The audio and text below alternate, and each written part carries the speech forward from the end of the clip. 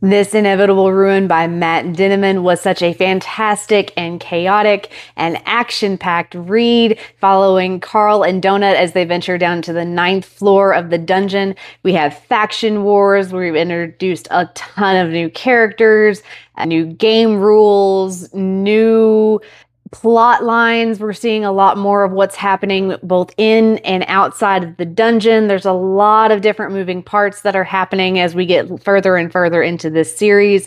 Lots of different plot lines, lots of different things to keep your interest and keep you guessing. And I had a whole lot of fun with it, and it's definitely making me want to pick up the next book and definitely making me want to see what happens next and how this series is going to end and how things are going to get tied up. It's also making me a little bit nervous. I have tons more things to talk with you guys about, so let's get into it. As always with my reviews of the Dungeon Crawler Carl series books, there will be spoilers in this review, both for this book as well as previous books in the series. It is just unavoidable because we are so far into this series. If you have not seen my previous reviews of the books in this series, you can catch those here, and I will also put a link to those in the description just to help you guys out with those. But as far as spoilers go in this review, I will put spoiler tags up wherever I can just to help you guys out as much as possible, like I always do with those. And I will try to limit my spoilers as much as I can. But again, because this is book 7 in a very lengthy and very complicated series, it is just unavoidable. These books are very convoluted and there's just so much happening that it's just very hard to avoid them, but I will do the best that I can.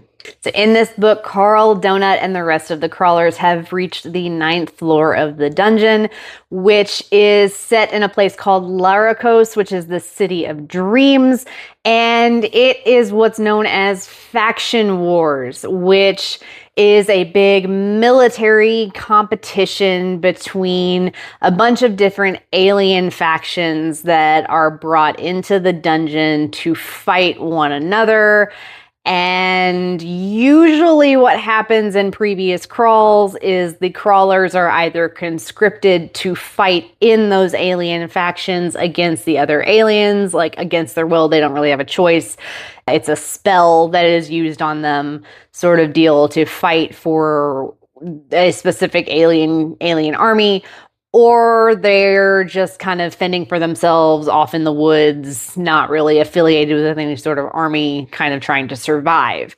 In this particular season of the crawl that Carl and Donut and the rest of the crawlers find themselves in, Carl and Donut have actually managed to be able to pay to sponsor their own faction, which is known as the Princess Posse. So they have sponsored a faction of crawlers that there's actually a crawler faction now.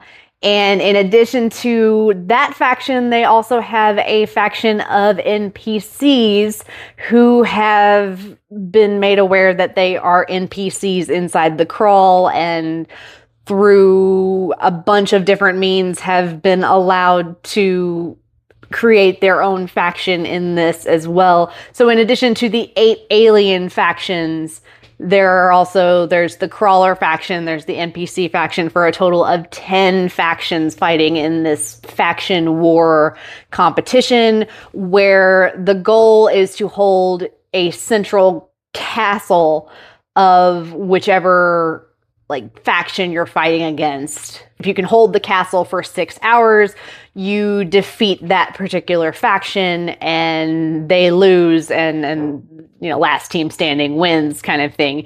So that is the setup for the ninth floor. There's a lot of other specific rules as to how gameplay works. Just there's different phases that they have to follow, and rules for those. It gets a little complicated. I'm not going to get into all of that, but that is the basic gist of how Faction Wars is supposed to work. One of the interesting things about the Princess Posse, the crawler faction that Carl and Donut end up forming, is that they end up getting an unexpected influx of fighters.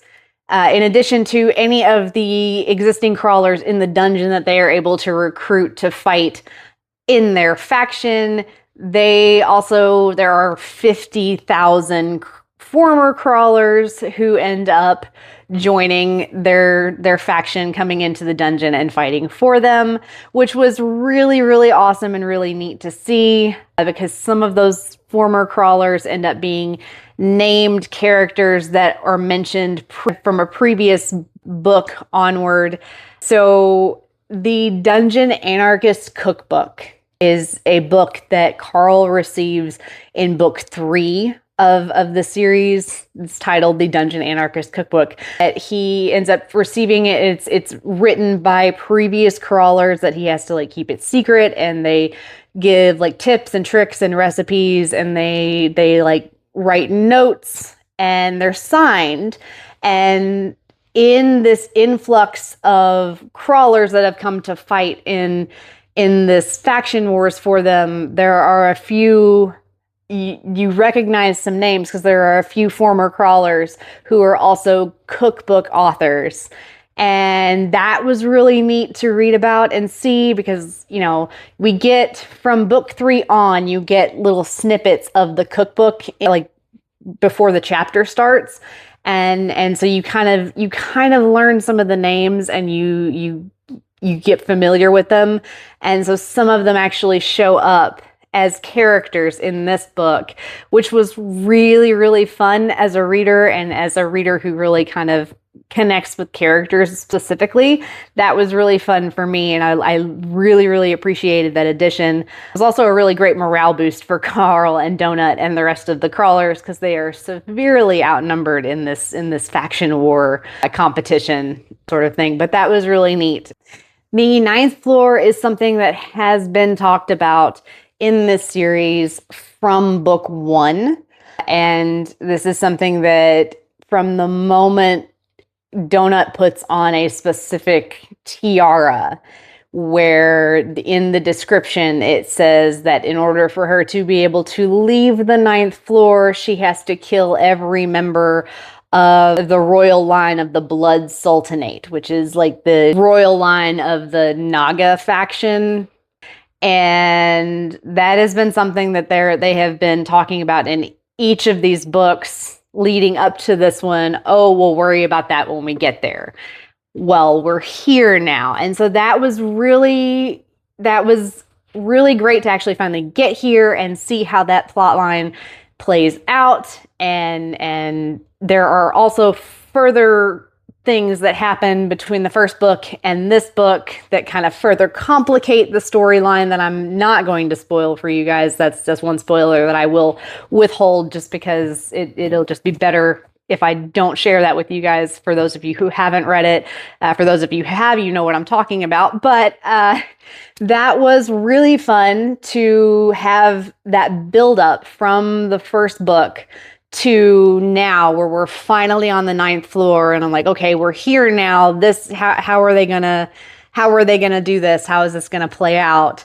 And it was really great to see how that plot line plays out and have that build up. And that was just very, very well done. And I did really appreciate that.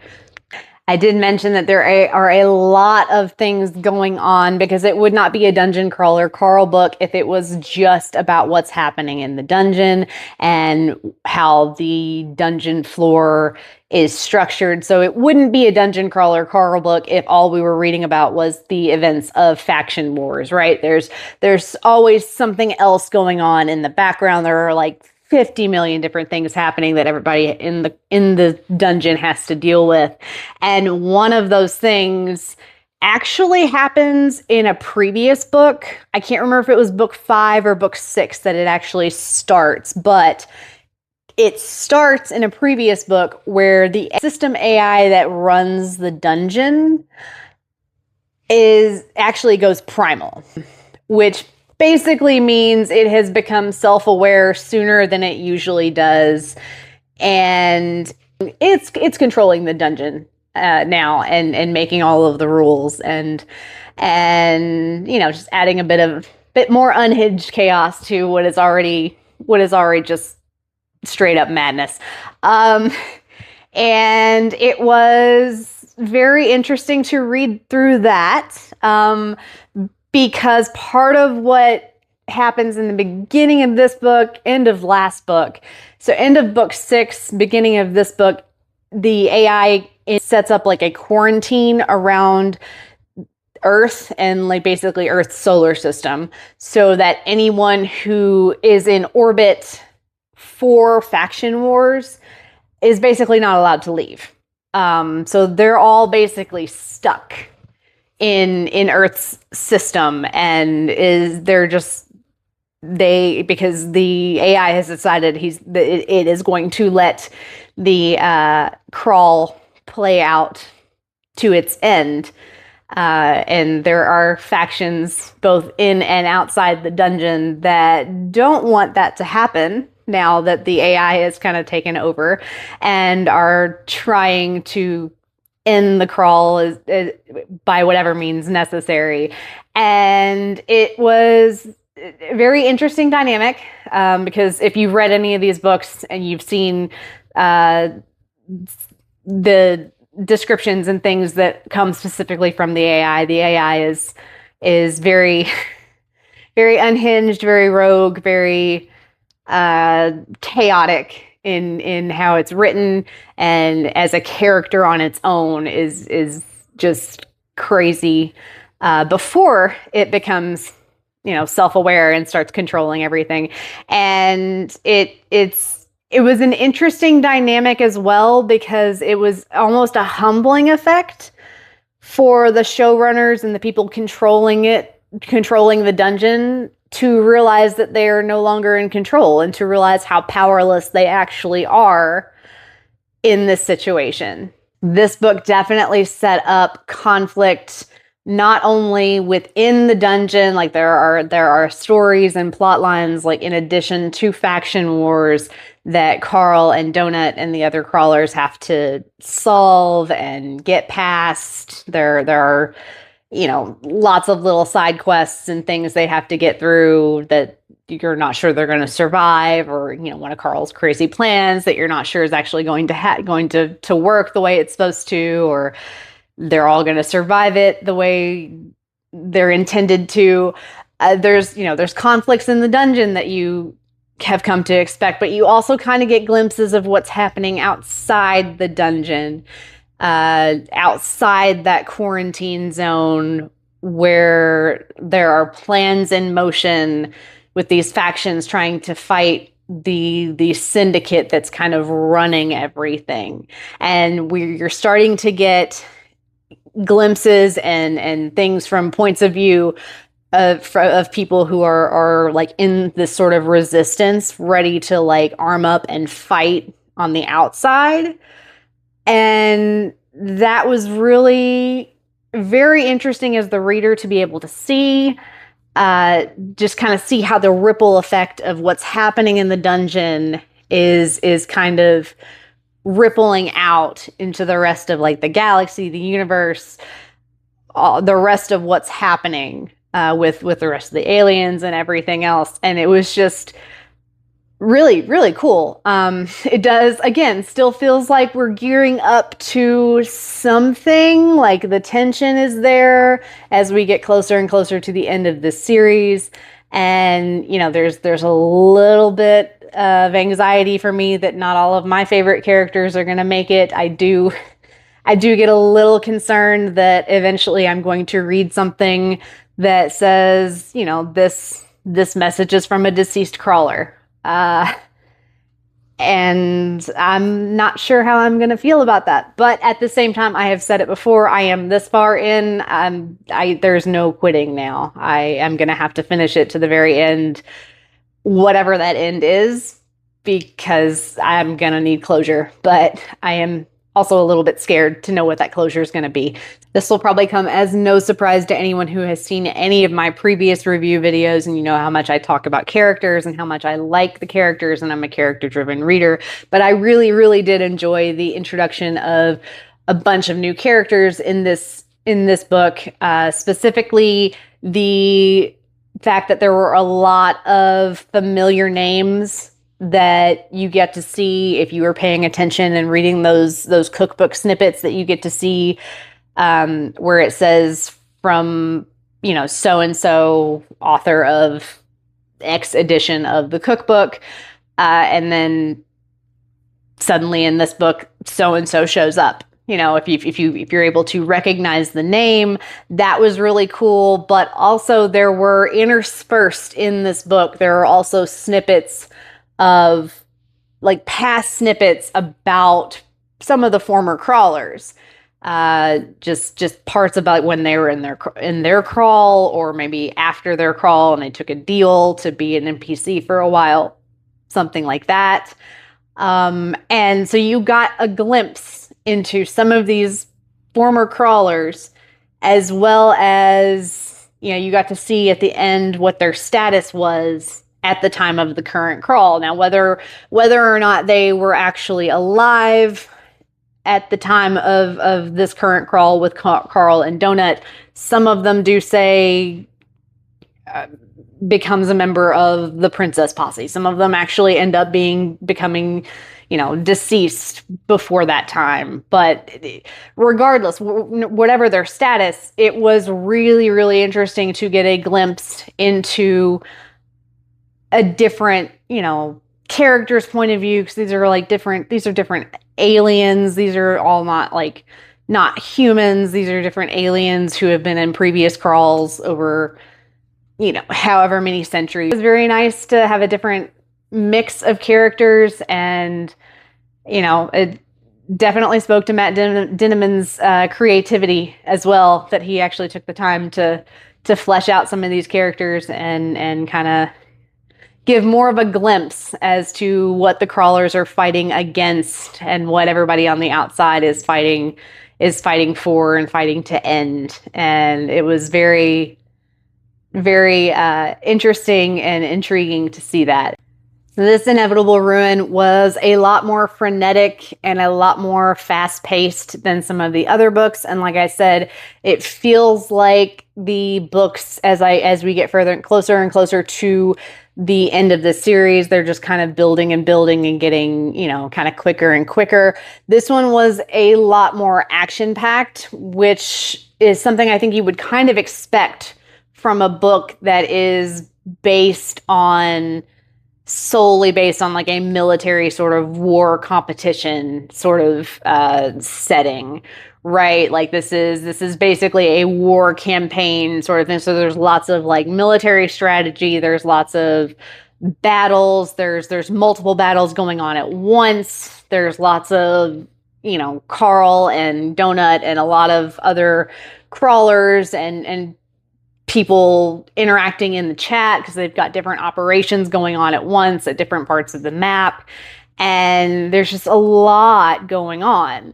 And there were a lot of different instances where Carl and Donut were doing things separately.